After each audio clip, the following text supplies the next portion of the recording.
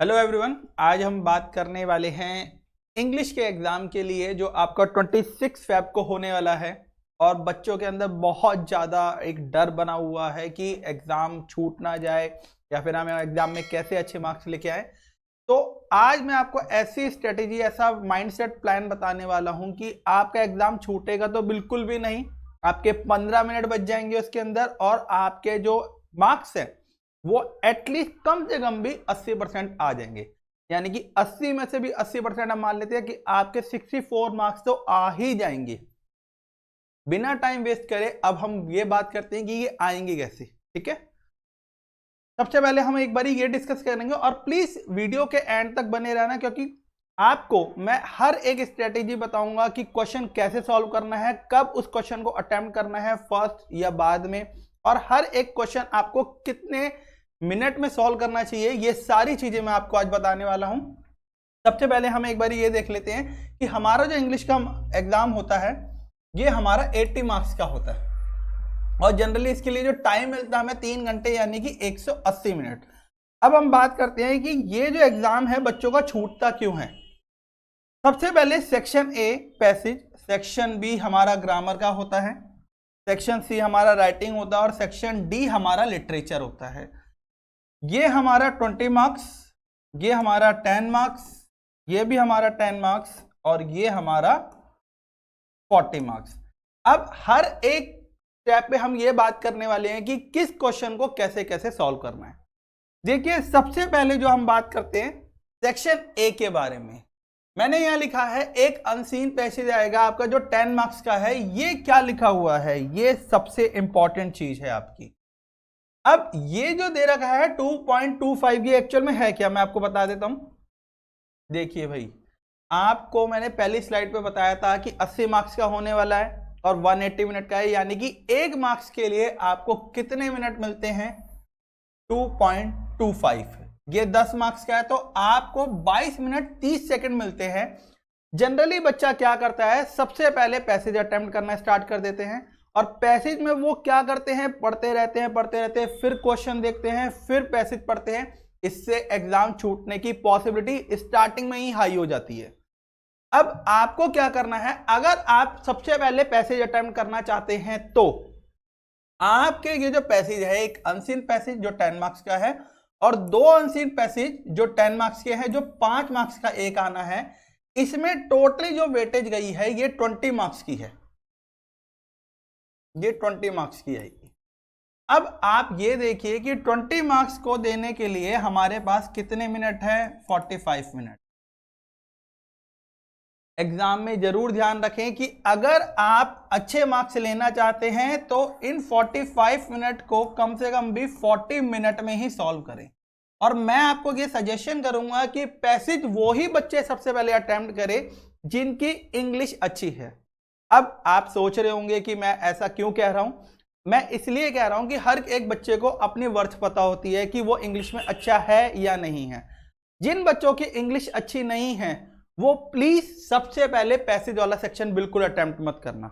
क्यों? क्योंकि आपको उन वर्ड्स के मीनिंग नहीं पता होते, क्योंकि सीबीएसई हर साल क्या कर रहा है, जो हार्ड वर्क मतलब हार्ड स्ट्रेंथ है पैसेज की वो बढ़ाता जा रहा है। उससे क्या प्रॉब्लम आती है, उससे ये प्रॉब्लम आती है कि बच्चों को पैसेज में ही समझ नहीं आता करते क्या हैं। जनरली हमारा मोटिव क्या होता है कि हम क्वेश्चन पढ़ते हैं और क्वेश्चन के 3-4 वर्ड मिल जाते हैं हमें पैसेज के अंदर, तो डॉट से डॉट उठा के लिख देते हैं। अब डॉट से डॉट उठा के वो भैया बहुत बड़ा हो जाएगा। डॉट से डॉट यानी कि फुल स्टॉप से फुल स्टॉप लिखने के लिए मान के चलिए आपको 1 मार्क्स के लिए एक वर्ड या 1 लाइन में आंसर देना, और आपको डॉट मिल गया 4 लाइन होगा तो क्या आप 4 लाइनें लिखोगे? इससे 2 तरीके की वेस्टेज है। एग्जामिनर को सबसे पहले ये पता लग जाएगा आपको कुछ भी नहीं आता, उसके माइंड में ये बात बन जाएगी कि भैया ये बच्चे को कुछ नहीं आता, ये बच्चा क्या है, इंग्लिश में डल है। अगर उसका माइंडसेट बन गया तो आपने एंड में भी कुछ लिख रखा होगा ना, अच्छा वो ढंग से चेक नहीं करेगा। एक बात याद रखना, इसलिए समझा रहा हूं कि वीडियो के एंड तक बने रहना। मैं आपको ये स्ट्रेटेजी भी बताऊंगा कि एग्जाम कैसे चेक होंगे। तो वो बच्चे बिल्कुल भी ये क्वेश्चन मतलब ये सेक्शन अटेम्प्ट ना करें जिनकी इंग्लिश अच्छी नहीं है। हाँ, जिन बच्चों की इंग्लिश आपको लगता है अच्छी है, हमें लगता है कि हमारी इंग्लिश अच्छी है, वो इन करें और इस तरीके से करें कि आपको ये 40 मिनट में ही खत्म करना है। अब करना कैसे है, एक एवरेज बच्चा जो हमारी तरह होता है कि अब ये हमारे पास आ गया, हमें थोड़ा थोड़ा आता है, तो करे क्या? अब करे क्या, देखो सबसे पहले आपको क्या करना है, क्वेश्चन रीड करने हैं, पैसेज रीड नहीं करना। पहले 15 मिनट के अंदर आपको इस सेक्शन को तो देखना भी नहीं है, आपको बाद में देखना है। तब जब आप क्या करोगे कि आप सबसे पहले क्वेश्चन रीड करो, सिर्फ क्वेश्चन, उसके बाद पैसेज पढ़ना। क्यों? क्योंकि क्वेश्चन पढ़ने के बाद आपको ये आइडिया लग जाएगा कि क्वेश्चन पूछ के आ रहा है, तो जब आप पैसेज पढ़ना स्टार्ट करोगे आपको आइडिया लग जाएगा कि हाँ मेरा आंसर यहां से निकलने वाला है। प्रॉपर एमसीक्यू पढ़े जाए, क्योंकि जनरली वो हार्ड बनाने के चक्कर में नॉट वाले क्वेश्चन ज्यादा पूछ लेता है और आप यस वाले करके आ जाते हो, तो एमसीक्यू जो आपको अच्छे मार्क्स दे सकता है उसमें आपकी गलती हो जाएगी। ठीक है, तो इन दोनों चीजों का बहुत ध्यान रखें। एक रूल मैं बता देता हूं कि जो बच्चे एवरेज और एवरेज से भी नीचे हैं, जिनको लगता है यार इंग्लिश तो बहुत ही खराब है अपनी, तो वो क्या करे, आज 22 तारीख है, तो 22, 23, 24, 25 अपने पास 4 दिन बचे हैं।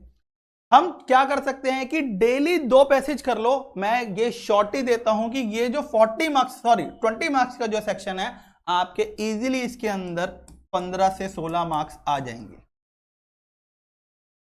आपको समझ में आया होगा कि ये कैलकुलेशन मैंने क्या करी, क्योंकि यहां से हर सेक्शन से आपको 5 मिनट बचाने हैं, और क्यों बचाने हैं वो मैं आपको वीडियो के एंड में बताने वाला हूं, क्यों बचाने हैं।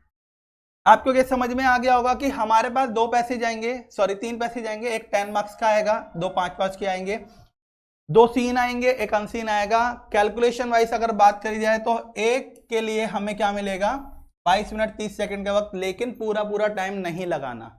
आपकी स्पीड ऐसी होनी चाहिए कि आप उसको मतलब शॉर्ट टाइम में अटेम्प्ट करें। अब हम बात करते हैं नेक्स्ट सेक्शन के बारे में, जो हमारा सेक्शन बी और सेक्शन सी है। हमारा सेक्शन बी जो हमारा है जनरली ये 20 मार्क्स का है, और इसके लिए क्या है 45 मिनट पड़े हैं।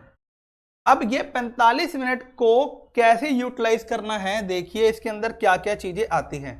एरर करेक्शन आता है, फिल इन द ब्लैंक्स आते हैं, जो किस तरीके से सॉल्व होते हैं, टेंसेस और मोडाल्स के बेस पे सॉल्व होते हैं ऑलमोस्ट। स्पीच आती है आपकी, फॉर्मल और इनफॉर्मल लेटर आ सकती है आपकी, और एनालिटिकल पैराग्राफ आता है।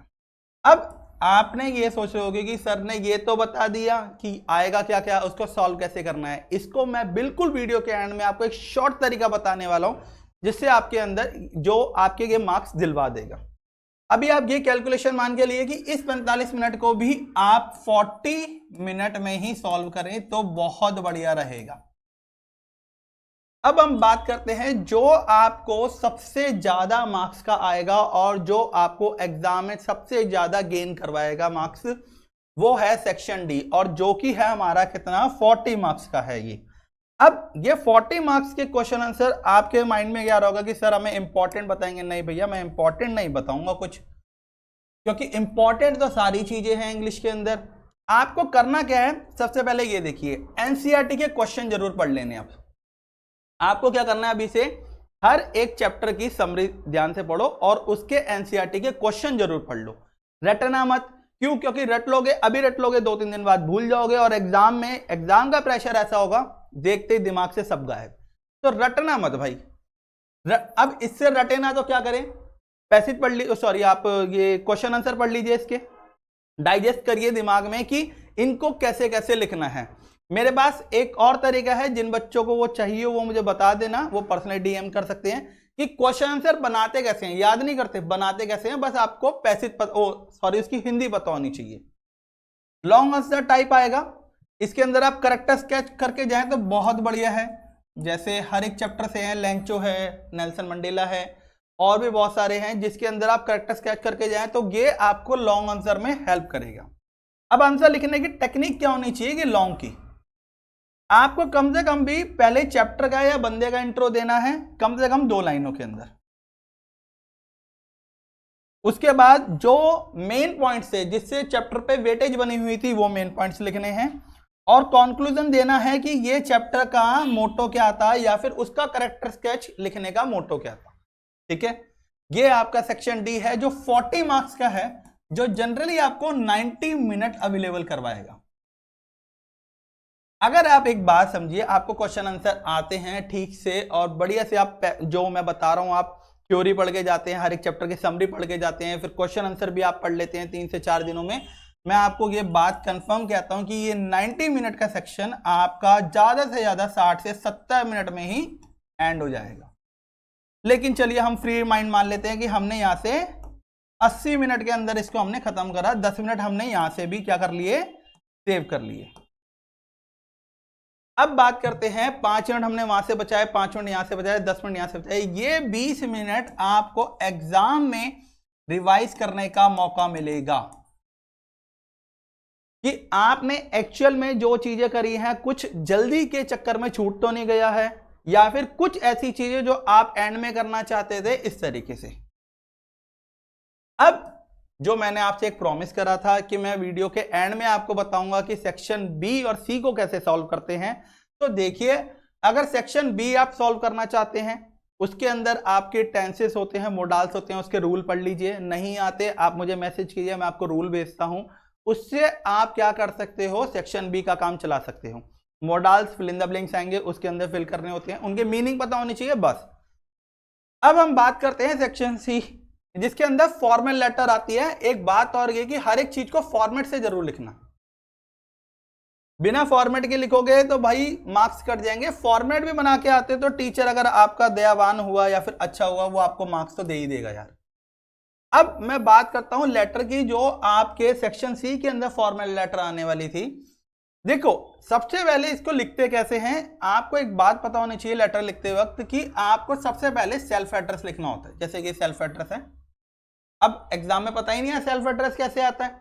देखिए भैया क्वेश्चन में आता है कि you are this living at this area, तो आपको अगर नहीं दे रखा तो आप कोई बात नहीं लिखो, लेकिन अगर दे रखा है तो जरूर लिखो।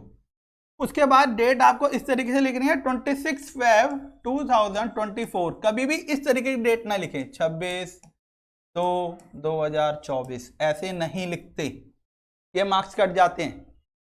उसके बाद रिसीवर एड्रेस लिखना है। रिसीवर एड्रेस कैसे लिखना है, टू द एडिटर, न्यूज़पेपर का नाम आप जो लिखना चाहे, पंजाब केसरी, हिंदुस्तान टाइम, नव भारत टाइम, जो भी आता है एग्जाम में वो लिख दीजिए। सिटी लिखनी है, कौन सी सिटी से बिलोंग है, एरिया। सब्जेक्ट क्या लिखा हुआ है, स्मॉल लाइन। भैया स्मॉल लाइन का मतलब ये है 4 से 6 वर्ड, मैक्सिमम 7 वर्ड। आप पूरा पैराग्राफ मत लिख दिया करो सब्जेक्ट में, इसी वजह से मार्क्स कट जाते हैं। सिर्फ आपको कोशिश ये करनी है कि आप 2 से 3 मैक्सिमम 4 से 5 वर्ड लो, जिसके अंदर आपका लेटर पूरा डिस्क्रिफाई हो जाए। एग्जाम्पल, आपको लेटर आई एडिटर को लिखने के लिए कि आपके एरिया में क्राइम बढ़ रहा है, तो आपको एक सिंपल से लिखना है, increase crime in are area. अब 1 2 3 4 5 वर्ड के अंदर पढ़ते ही पता लग गया कि भाई हमारे एरिया में इंक्रीज हो रहा है, क्या हो रहा है, क्राइम इंक्रीज हो रहा है, बस। अब आगे हम बात करते हैं कि अगर एडिटर को लेटर आ जाता है तो आपको लाइनें कौन कौन सी यूज कर सकते हैं। Through the column estimated in your newspaper, आपको ये फर्स्ट लाइन लिख देनी है, और I want to draw your kind attention towards that, ये आपको सेकेंड लाइन लिख देनी है उसके अंदर। और सब्जेक्ट लाइन, जो यहां आप सब्जेक्ट लिखोगे ना, किस के बारे में लिख रहे हो, ये आपको थर्ड लाइन है, ठीक है। ये सारी चीजें आप जरूर लिखिए, ठीक है। आपके लेटर की वेटेज हो जाएगी। इन केस एडिटर को लेटर नहीं आता तो आप ये वाली लाइन ये हटा देना। I want to draw your kind attention से स्टार्ट करते हो, सब्जेक्ट लाइन रहेगी और फॉर्मेट तो ये ही रहेगा, ठीक है। ये आपका पूरा एक ब्लूप्रिंट था कि आप कैसे इजीली अच्छे से अच्छे मार्क्स ले सकते हो, ठीक है। एक last rule, 1 sample paper per day, 1 sample paper per day. एक सैंपल पेपर सॉल्व कर लो रात के टाइम बैठ के, 7-8 बजे बैठो, 5-6 बजे बैठो, एक पेपर सॉल्व करो। उससे क्या रहेगा, आपको एक प्रैक्टिस हो जाएगी और आपका एक लिखने की जो स्पीड है एग्जाम में वो भी इंक्रीज आ जाएगी। अगर आपको ये वीडियो यूजफुल लगी है तो प्लीज इस वीडियो को लाइक कर देना, सब्सक्राइब कर देना, और भी अगर आपको इंग्लिश में कुछ इंपॉर्टेंट चाहिए हो तो आप मुझे मैसेज करके पूछ सकते हैं। मैं अपना नंबर लिख देता हूं यहां पर, कृपया करके कॉल ना करें, सिर्फ मैसेज ही करें। और भी किसी तरीके की हेल्प हो तो आप हमें मैसेज कर सकते हैं। Hopefully, thank you.